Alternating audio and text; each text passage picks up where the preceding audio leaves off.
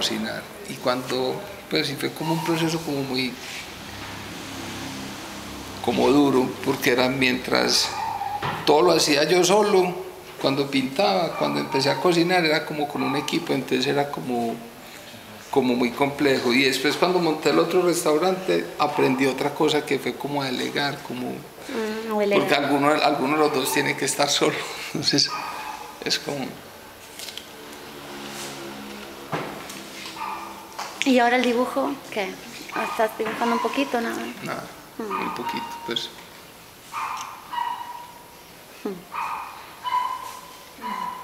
Ya vendrá.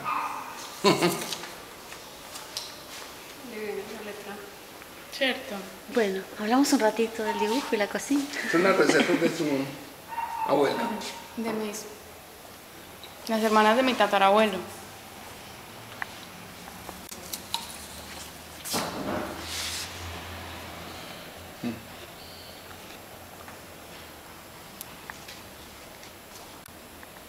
Es que este ¿Y cuaderno... dónde te lo encontraste? Este cuaderno toda la vida estaba pues en mi familia. Pero mi mamá pues lo heredó hace por ahí 15, 20 años. Y un día le dije que me lo prestara y yo se lo devolví y ella lo guardó tan profundamente que creímos que se había perdido. Y lo encontramos hace 15 días.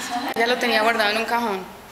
Y yo siempre he querido hacer algo con este cuaderno, pues o hacer un libro de cocina, no sé, pues porque es como especial, pues porque son las hermanas de mi tatarabuelo que criaron a mi abuela.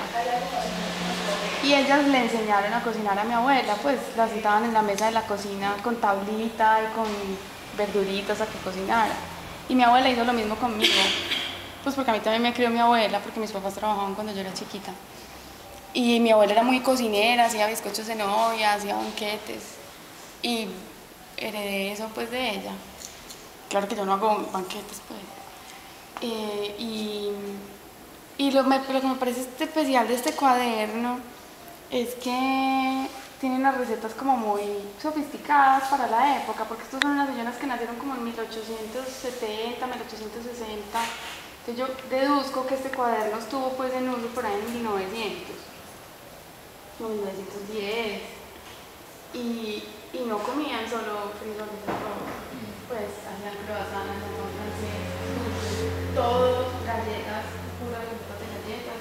Eran como 5 solteronas que vivían en una casa, acá en el centro. Entonces, una era alumna del maestro Cano. ¿Sí? Pintaba, pues como en ese primer circulito de pintores pues, de Medellín.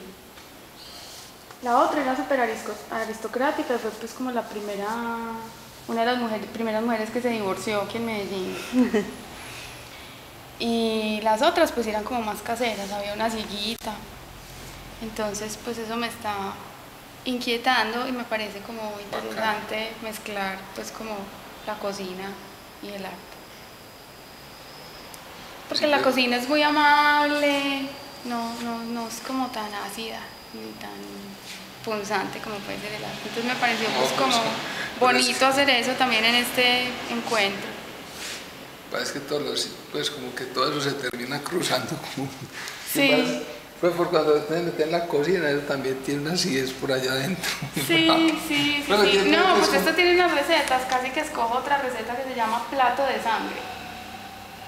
Es la sangre que recogen de la res o del cerdo en una vasija de barro. La condimentan con mostaza, vinagre, sal y pimienta y la meten y hierbas y la meten al horno a asar, me supongo a que cuaje, y la sirven después en platos. Es uno de los platos que tienen acá, pues que sí me parece un plato muy tenaz, pues para el paladar contemporáneo, pero tienen unas recetas impresionantes. ¿Algo que ver con la morcilla? Todo que ver. Pero sin arroz. Sin arroz y sin salchicha. Pues en Argentina la morcilla es sin arroz. Pero es pura sangre. Y como lo hacen los españoles, pero nosotros le echamos arroz. Sí, por eso. Y esto tiene que ver, lo que pasa es que no tiene tripa. Pero esto yo creo que sí puede ser como una morcilla, pero una morcilla pues como en sabor, como un flan. Me lo imagino como un flan. Claro. Sí. No sé con qué lo acompañarían pues, pero... ¿Con qué ligan? No, la sola se cuaja. Ah, cuajas sola. Cuando la cocinas. Entonces me imagino que quedar como un medio paté. Sí. Ay, qué rico. Y creo que eran unas señoras como muy pinchadas porque tienen muchas recetas con foie gras, pues paté, hígado de ganso, foie gras. Y seguro eso lo conseguían importado. Claro, es que la gente vivía de cosas de Europa. Sí, total. Pues. Por ejemplo, salmón no se conseguía, pero tienen varias recetas con salmón enlatado. Tienen una receta, por ejemplo, que es salmón a la crema, como gratinado. Entonces dice, para finalizar, ponga una capa de crema, que es como una bechamel, pues deduzco yo.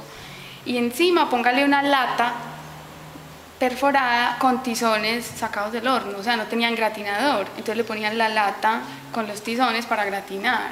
Pues, no sé, tienen un montón de curiosidades. Mi abuela era como la menor de una casa. Y la mayor se casó con un ingeniero francés que vino a hacer el túnel de la quiebra del ferrocarril.